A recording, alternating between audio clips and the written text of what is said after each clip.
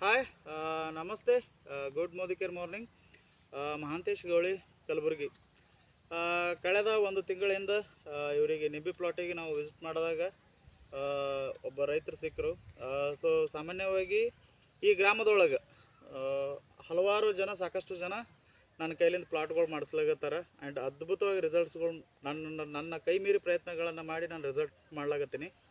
And ಪದ್ಧತಿ ಪ್ರಕಾರವಾಗಿ ಅನುಸಾರವಾಗಿ ಕೃಷಿಯಲ್ಲಿ ಯಾವ ರೀತಿ ಮಾಡ್ಕೊತ ಹೋದ್ರೆ ಬೆಳೆಗಳು ಅದ್ಭುತವಾಗಿ ಬರ್ತಾವೆ, ಅದ್ರದ್ದು ಪದ್ಧತಿಗಳೇನು ಏನು ಯಾವ ಪದ್ಧತಿ ಹಿಡ್ಕೊಂಡು ನಾವು ಮಾಡಿದ್ರೆ ನಮಗೆ ಬೆಳೆಗಳು ಒಳ್ಳೆ ರೀತಿಯಲ್ಲೇ ಬರ್ತಾವಂತ ಅನ್ನೋದನ್ನು ನಾವೊಂದು ಪದ್ಧತಿ ಪ್ರಕಾರ ನಾವು ಮಾಡ್ಕೊತ ಬಂದೀವಿ. ಆ ಎಲ್ಲ ಪ್ಲಾಟ್ಸ್ಗಳನ್ನು ಗಮನ ಹರಿಸಿಕೊಂಡು ಇನ್ನೊಬ್ಬ ರೈತರು ಶಂಕರಲಿಂಗ ಬಿರಾದರ್ ಅಂತಂತೇಳಿ ಅದ್ಭುತವಾದಂಥ ಒಬ್ಬ ರೈತರು. ಸೊ ಅವರು ಕೂಡ ನಮ್ಮ ಜೊತೆ ಅದಾರೆ. ಇವತ್ತು ಅವ್ರದ್ದು ನಿಂಬೆ ಪ್ಲಾಟ್ ಆ್ಯಂಡ್ ಹತ್ತಿ ಮಾಡಿದ್ದೀವಿ. ಆ ರೈತರ ಜೊತೆ ನಾನು ಮಾತಾಡೋಕ್ಕೆ ಇಷ್ಟಪಡ್ತೀನಿ. ಸರ್ ನಮಸ್ಕಾರ. ನಮಸ್ಕಾರ ಸರ್. ತಮ್ಮ ಪರಿಚಯ ಮಾಡಿಕೊಡ್ರಿ. ನಮಗೇನು ನೀವು ಕೊಟ್ಟದಕ್ಕೆ ಚಿಕ್ಕ ಇದೆ. ನಿಮ್ಮ ಹೆಸರು ಪರಿಚಯ ಮಾಡಿಕೊಡ್ರಿ. ನಮ್ಮ ಹೆಸರು ಶಂಕರಲಿಂಗ ಸರ್. ನೀವು ಮಾತಾಡೋದವ್ರಿಗೆ ಕೇಳಿಸ್ಬೇಕ್ರಿ ಜನರಿಗೆ. ನಮ್ಮ ಹೆಸರು ಶಂಕರಲಿಂಗ ಸರ್. ನೀವು ಕೊಟ್ಟು ಹೋದ್ರಿಂದ ನಿಂಬೆ ಗಿಡ ಚೀಲಿಗತ್ತವ್ರಿ. ಹಾಂ, ಆದರೆ ಚಿಕ್ಕ ಇದೆ ನಮಗೆ. ಈಗ ನನಗೆ ಹೆಂಗೆ ನಂಬುದ್ರಿ ನೀವು? ಮತ್ತು ಹಿಂಗೆ ರೀ, ನಮ್ಮ ಊರಾಗ ಬಂದ್ರಿ ಅಲ್ರಿ, ಬಂದ್ರಿ ಹಿಂಗೆ ಚಿಕ್ಕ ಇದತ್ತಂದ್ರಿ. ಯಾರು ಹೇಳಿದ್ರು ಈ ಥರ? ಎಲ್ಲ ಬೇರೆದಾರ. ಹಾಂ, ಹಿಂಗೊಂದು ಇಬ್ಬರು ಮಂದಿಗೆ ಚಿಕ್ಕ ಆಗದ ಅಂದ್ರೆ ಈಗ ಅವರು ನನ್ನ ಮನುಷ್ಯರು ಇದ್ರು ಅಂದ್ರೆ ನಾ ಹೇಳ್ದಂಗೆ ಕೇಳೋರು ಇದ್ರು ಅಂದ್ರೆ ಹಂಗೆ ಸರ್. ಅವ್ರು ನಿಮ್ಮ ಮನುಷ್ಯರು ಹೆಂಗೆ ಆಗ್ತಾರೆ ರೀ? ಹಾಂ, ಇಲ್ಲ ಇರ್ತಾರೆ ಒಂದಿಷ್ಟು ಜನ. ಆಯ್ತು, ಚಿಕ್ಕ ಆಗ್ಯದ್ರಿ ಸರ್. ಅವ್ನಿಗೆ ಕೊಟ್ಟದಕ್ಕೆ ಹಾಂ, ಏನು ರಿಸಲ್ಟ್ ತೋರಿಸ್ಯಾದ್ರಿ ಅದೆಲ್ಲ. ತೋರ್ಸಾದ್ರಿ. ಹಾಂ. ಈಗ ನೀವು ದುಡ್ಡು ಎಷ್ಟು ಖರ್ಚು ಮಾಡಿದ್ರಿ? ದುಡ್ಡು ನೋಡ್ರಿ ಎಷ್ಟು ರೀ, ನಮಗೂ ತರ್ಕಿ ಹರಿಯದಲ್ಲ ರೀ. 2,400. ಹಾಂ, ಕರೆಕ್ಟಾ? 2,400 ರೂಪಾಯಿ ನೀವು ದುಡ್ಡನ್ನು ನೀವು ಖರ್ಚು ಮಾಡಿದ್ರಿ. ಹೌದು. ಇದು ನಿಮಗೆ ವಜ್ಜೆ ಅನಿಸ್ತದ ಏನು ವಜ್ಜೆ ಅನ್ಸಲ್ಲ? ಎಷ್ಟು ಗಿಡ ಮಾಡ್ಕೊಂಡ್ರಿ ಇದ್ರಾಗ? ನೋಡ್ರಿ ಸರ, 100 ನಿಂಬೆ ಗಿಡ ರೀ, ಒಂದು 12 ಪಂಪಿಂದು ಹತ್ತಿ. ಹಾಂ. ಸೊ ಇದೇ ಮೇಂಟೆನೆನ್ಸ್ ನೀವು ಹೊರಗಿಂದ ನೀವು ಆಗ್ರೋಗಳದೊಂದು ತಂದು ಎಣ್ಣೆ ಗೊಬ್ಬರ ಮಾಡಿದ್ರೆ ಅದಕ್ಕೆ ಎಷ್ಟು ಬರಂಗದ ಖರ್ಚು? ಹೆಚ್ಚು ಬರ್ತೀರಿ ಸರ್. ಹೆಚ್ಚು ಬರ್ತದೆ. ಈಗ ಸಾಮಾನ್ಯವಾಗಿ ನಾನು ಕೇಳೋಗತ್ತೆ ಅಂತ ನೀವು ತಪ್ಪು ತಿಳ್ಕೊಳ್ಳೋದು ಬೇಡ. ಹೌದು.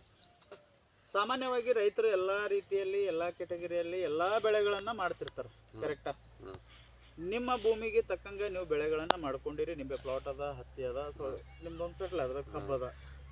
ಈಗ ಈ ನಿಂಬೆ ಗಿಡಕ್ಕೆ ನೀವು ನಮ್ಮ ಎಣ್ಣೆ ಕೊಟ್ಟಾಗ ನೀವು ಹಾಕಿದ್ರಿ, ನಿಮ್ಮ ಗಿಡಗಳದಾಗ ಏನು ಬದಲಾವಣೆ ಕಾಣಕತ್ತದ್ರಿ? ವಿಶೇಷತೆ ಅಂದ್ರೆ ಚಿಗುರು ಬಿಟ್ಟದ್ರಿ ಸರ್. ಈಗ ಹಾಂ, ಹತ್ತಗಾಗ್ಯದ್ರಿ ಗಿಡ. ಹಾಂ, ಸ್ವಲ್ಪ ಹಳಿದಿನ ನಮ್ಮ ರೋಗ ಬಂದೀವ್ರಿ. ಹಾಂ, ಅದೆಲ್ಲ ಕಂಟ್ರೋಲ್ ಆಗ್ಯದ. ಇದು ನಿಮ್ಮ ಮನಸಾಪೂರ್ವಕವಾಗಿ ಹೇಳ್ತೀರಿ? ಹಾಂ, ಮನ್ಸು. ಇಲ್ಲ, ಯಾರಾದರೂ ಎಷ್ಟು ಜನ ಇರ್ತಾರೆ ಇಲ್ಲ. ಸೊ ನೆಗೆಟಿವಿಟಿ ಇದ್ದಾಗ, ಸೊ ಆ ಪದ್ಧತಿ ಇದ್ದಾಗ. ಎಷ್ಟು ವರ್ಷದವರಿ ನಿಮ್ಮ ಗಿಡಗಳು? ನಮ್ಮ ಈಗ 6ನೇ ವರ್ಷ ರನ್ನಿಂಗ್. 6ನೇ ವರ್ಷ ರನ್ನಿಂಗ್ ಅದ. ಈ ಪದ್ಧತಿ ನಿಮಗೆ ಚಲೋ ಅನಿಸ್ತದ ನಾ ಮಾಡೋದು? ಇಲ್ಲ, ಚಲೋ ಅನ್ಸರಿ ಸರ್. ಈ ತಿಂಗಳದಾಗ ಹಾಕಿದೇವಲ್ರಿ, ಈಗ ರೀ ಹಚ್ಚಗಾಗ್ಯಾವ್ರಿ. ಮುಂದಿನ ಕಾಯಿ ಇಟ್ಟು ಸೈನಿಂಗ್ ಬತ್ತಂದ್ರೆ ಮುಂದಿನ ಮತ್ತೆ ಈಗ ಹಾಕಿ ಒಂದು ತಿಂಗಳು ಆಗ್ತೀರಿ ಸರ್. ನಿಮ್ಮ ಗಿಡಗಳದಾಗ ಆದಂಥ ಬದಲಾವಣೆಗಳು ರೀ? ಈ ಬದಲಾವಣೆ ಆಗ್ಯದ ರೀ. ಚಿಗರ್ ಆಗ್ಯದ, ಇದು ಬಿಟ್ಟು ಸ್ವಲ್ಪ ರೋಗ ಹೋಗ್ಯದ. ಮತ್ತು ಎಟ್ಟೆಯಲ್ಲಿ ಹಚ್ಚಗಾಗ್ಯಾವ್ರಿ ಗಿಡ. ಹೂವು ಅದು ಹೂ ಬಿಡತ್ರಿ ಸರ್. ಹೂ ಬಿಡತ್ರಿ, ದಾಡಿ ಆಗ್ಯದ್ರ ಒಳಗೆ. ಹೂ ಬಿಟ್ಟದ್ರಿ. ಈಗ ನಿಂಬೆ ಪ್ಲಾಟ್ ಅಂತೇಳಿ ಬಂದಾಗ ಒಂದಿಷ್ಟು ರೈತರಿಗೆ ಗೊಂದಲ ಇರ್ತವೆ. ಗೊಂದಲ ಅಂದ್ರೆ ಹೆಂಗ್ರಿ?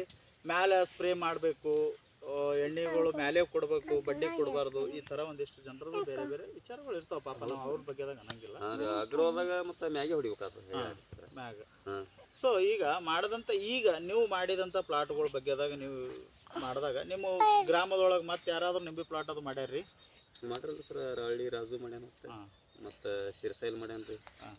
ಏನೊಬ್ರು ನಮ್ಮ ಪ್ರಭು ರೀ. ಹಾಂ, ಒಂದು 3-4 ಜನ ಆಗ್ಯದ್ರಿ ಈಗ. ಮತ್ತು ತೊಗರಿನೂ ನಮ್ಮ ಹಳ್ಯಾನು ಹೊಡ್ಕೊಂಡನಲ್ರಿ, ಮೊನ್ನೆ ಮಾಡ್ಯಾನ. ಹಾಂ, ಇನ್ನೊಂದು 15 ದಿನದಾಗ ಅದು ತಿಳಿತದೆ ಸರ್. ತೊಗರಿ ಈಗ ನಿಮ್ಮ ಊರೊಳಗೆ ಈಗ ನಮಗೆ ನಿಂಬೆ ಗಿಡದಷ್ಟು ಜರ ಥೇಕ್ ಅನ್ಸದ್ರಿ. ಈಗ ಧೈರ್ಯ ಬಂದು. ಹಾಂ, ನಿಂಬೆ ಗಿಡ ಹತ್ತಿ ಧೈರ್ಯ ಬಂದು ಬದಲಾಗ್ಯಾವ. ಇವು ಚಲೋ ಆಗ್ಯಾವ ಹತ್ತೇವ್ರಿ. ಈಗ ಅದಕ್ಕೆ ತೊಗರಿ ಮನೆ ಹೊಡೆದಾರ ಅವು. ಮತ್ತು ಈಗ ಅದು ಆದ ಬಳಿಕೆ ನಿಮಗೆ ಹೇಳ್ಬೇಕಲ್ರಿ ನಾವು. ಕರೆಕ್ಟ್. ಈಗ ನಿಮ್ಮ ಊರೊಳಗೆ ನಾನು ನಿಂಬೆ ಪಡ ಹತ್ತಿ ಎರಡೇ ಮಾಡಿಸಿದ ಬೇರೆ ಬೇರೆ ಬೆಳೆಗಳನ್ನು ಬಂದವ್ರಿ ನನ್ನ ಕೈ ಮೇಲೆ. ಹಂಗೆ ನಡೆದವಲ್ರಿ, ಬೇರೆ ಬೇರೆ ತೊಗರಿ ನಡೆದಾವ, ಹತ್ತಿ ನಡೆದಾವ. ಇಲ್ಲಿ ತನ ಆದ್ರೂ ಯಾರ್ದು ಏನೋ ನೆಗೆಟಿವ್ ರಿಪೋರ್ಟ್ಸ್ ಇಲ್ಲ. ಎಲ್ಲರದು ಬೆಳೆಗಳು ಬಂದಾವ. ಓಕೆ ಆಗ್ಯದ್ರಿ. ಸೊ ಕರ್ನಾಟಕ ಇದನ್ನೆಲ್ಲ ಯಾರೆಲ್ಲ ನೋಡಕತ್ತೀರಿ, ಸಮಸ್ತ ಕರ್ನಾಟಕ ಜನತೆ ಆ್ಯಂಡ್ ಥ್ರೂಟ್ ಆಲ್ ಇಂಡಿಯಾ, ಸಾವಯವ ಕೃಷಿ ಮಾಡಿರಿ ಸರ್ ದಯಮಾಡಿ. ಇವತ್ತು ನಾನೇ ಅಂತಲ್ಲ, ನನ್ನಕಿನ ಎಕ್ಸ್ಪರ್ಟ್ಸ್ ಅದಾರ. ಸಾವಯವ ಕೃಷಿ ಪದ್ಧತಿಯಲ್ಲಿ ಸಾಕಷ್ಟು ಪ್ರಾಡಕ್ಟ್ಸ್ಗಳು ಹೊರಗಡೆ ಬರ್ಲಾಗತ್ತವ. ಭಾರತ ಸರ್ಕಾರ ತನ್ನದೇ ಆದಂಥ ಟೆಕ್ನಾಲಜಿಗಳನ್ನು ಹೊರಗಡೆ ತರಲಿಗತ್ತಾರ. ಆ್ಯಂಡ್ ಬೇರೆ ಬೇರೆ ವಿವಿಧ ರೀತಿಯಲ್ಲಿ ಕಂಪನಿಗಳು ಬರ್ಲಾಗತ್ತವ. ನೀವು ತೊಗೊಳೋದಕ್ಕಿಂತ ಮೊದಲು ಅದ್ರ ಬಗ್ಗೆದಾಗ ಸ್ಟಡಿ ಮಾಡಿರಿ. ಅದು ಏನು ಇಂಟಿಗ್ರೇಟ್ಸ್ ಅದ, ನಾವು ಹಾಕಿದ್ರೆ ನಮ್ಮ ಭೂಮಿಗೆ ಒಳಿತದ ಏನಿಲ್ಲ, ಅಥವಾ ನಿಮ್ಗೆ ಯಾರು ಆ ಪ್ರಾಡಕ್ಟ್ಸ್ಗಳನ್ನು ಕೊಡಾಕತ್ತಾರ ಅವ್ರ ಬಗ್ಗೆ ಕಂಪ್ಲೀಟ್ ಡೀಟೇಲ್ಸನ್ನು ತೊಗೊಳ್ರಿ. ಅವರು ಫಾಲೋಅಪ್ ಮಾಡ್ಲಾಗತ್ತರು, ಟಚಪ್ನಾಗ ಇದ್ರಪ್ಪ ಅಂದ್ರೆ ದಯಮಾಡಿ ಅವರನ್ನು ಬಿಡಬೇಡ್ರಿ. ಕಂಟಿನ್ಯೂ ಆಗಿ ಪ್ರಾಡಕ್ಟ್ಸ್ಗಳನ್ನು ಖರೀದಿ ಮಾಡಿಕೊಡ್ರಿ, ನಿಮ್ಮ ಭೂಮಿ ಸದೃಢ ಮಾಡಿಕೊಡ್ರಿ. ಆ್ಯಂಡ್ ಸಾಕಷ್ಟು ಜನ ರೈತರಿಗೆ ಹಂಗೆ ಮಾಡ್ತಾರೆ ರೀ, ಸಡನ್ನಾಗಿ ನೆಗೆಟಿವಿಟಿಗೆ ಹೋಗ್ಬಿಡ್ತಾರೆ. ಯಾರೋ ಒಬ್ರು ಮಾತು ಅದು ಗೊತ್ತೇ ಇರಲ್ಲ, ಸುಮ್ಮನೆ ಅನಾವಶ್ಯಕವಾಗಿ ಮಾತಾಡ್ತಿರ್ತಾರೆ. ದಯಮಾಡಿ ಆ ಪದ್ಧತಿಯನ್ನು ಬಿಡ್ರಿ ದಯಮಾಡಿ. ಯಾಕೆ ನಿಮ್ಮ ಭೂಮಿ ಕಡೆ ಗಮನ ಕೊಡ್ರಿ. ಯಾರೋ ಏನೋ ಹೇಳ್ತಾರಂತೇಳಿ ಕೇಳಕ್ಕೆ ಹೋಗ್ಬೇಡ್ರಿ. ದಯಮಾಡಿ DAP ಯೂರಿಯಾದಿಂದ ಸ್ವಲ್ಪ ದೂರ ಇರ್ರಿ. ಯಾಕೆ ಭೂಮಿ ಹಾಳಾಗ್ಲತ್ತ. ಕಟ್ರಿ, DAPನೂ ಕಟ್ರಿ, ಯೂರಿಯಾ ಕಟ್ರಿ, ಬೇಡ ಅನ್ನಂಗಿಲ್ಲ, ಕಡಿಮೆ ಪ್ರಮಾಣ ಮಾಡಿರಿ. ಒಂದು 10 ಚೀಲ ಕಟ್ತೀರಿ, ಒಂದು 4 ಚೀಲಿಗೆ ಬರ್ರಿ. ಒಂದು 4 ಚೀಲ ಯೂರಿಯಾ ಕಟ್ತೀರಿ, ಒಂದು 2 ಚೀಲಿಗೆ ಬರ್ರಿ. ನೀವು ಎಷ್ಟು ಕಡಿಮೆ ಪ್ರಮಾಣ ಮಾಡ್ಕೊತ ಬರ್ತೀರಿ, ನಿಮ್ಮ ಭೂಮಿ ಸ್ಟ್ರಾಂಗ್ ಆಗ್ತವೆ. ಆ್ಯಂಡ್ ಕಂಪ್ಲೀಟ್ ಮಣ್ಣಿನ ಒಂದು ಪೋಷಕಾಂಶಗಳು ಸ್ಟ್ರಾಂಗ್ ಆಗ್ತವೆ. ಬ್ಯಾಕ್ಟೀರಿಯಾ ಓಡಾಡ್ತಾವೆ, ಎರೆಹುಳುಗಳು ಓಡಾಡ್ತಾವೆ. ನೀವೆಲ್ಲ ಈಗೇನಾಗ್ಲಾಗತ್ತದ, ಸಾಮಾನ್ಯವಾಗಿ DAPಗಳು ತಂದು ಅಥವಾ ರಾಸಾಯನಿಕ ಕೆಮಿಕಲ್ಸ್ಗಳನ್ನು ತಂದು ನಾವು ಹೊಡಿತೀವಿ. ಎಫೆಕ್ಟ್ ಭೂಮಿ ಮೇಲೆ ಬಹಳಷ್ಟು ಆಗ್ಲಾಗತ್ತದ. ಇದನ್ನು ಸ್ವಲ್ಪ ಗಮನ ಹರಿಸ್ಬೇಕಾಗದ್ದು ನನ್ನದು ಒಂದು ಉದ್ದೇಶ ಅಷ್ಟೇ. ಸ್ವಲ್ಪ ಅದ್ರ ಕಡೆ ಗಮನ ಕೊಡ್ರಿ. ಆ್ಯಂಡ್ ರೈತರಿಗೆ ಏನು ಹೇಳೋಕ್ಕೆ ಇಷ್ಟಪಡ್ತಿರ್ಬೇಕಾ ನಿಮ್ಮ ಕಡೆದಾಗ? ನಾವು ಇದೇ ಮತ್ತು ಇಂಥ ಒಳ್ಳೆ ಆಯ್ತಂದ್ರೆ ಇದೇ ಮಾಡ್ಬೇಕು ಹಿಂಗೆ ರೀ. ಈಗ ಇಷ್ಟ್ರ ಮೇಲೆ ಬಿಡೋದದ ಏನು ಮತ್ತೆ ಮುಂದೆ ಏನಾದರೂ ಪ್ಲ್ಯಾನ್ ಇಟ್ಟಿರಿ? ಮತ್ತು ಮಾಡ್ಬೇಕನ್ನೋದು ಕಾಯಿ ರಿಸಲ್ಟ್ ಕೊಡ್ತಾನೆ ಮಾಡೇಬೇಕಲ್ರಿ ಸರ್. ಹಂಗೆ ರಿಸಲ್ಟ್ ಬರ್ಲಿಕ್ಕತ್ತಂದ್ರೆ ಇದೇ ಮಾಡ್ಬೇಕಂತ ನಮಗೂ ಆದ್ರಿ. So thank you so much ಎಲ್ಲ ನನ್ನ ರೈತರಿಗೆ.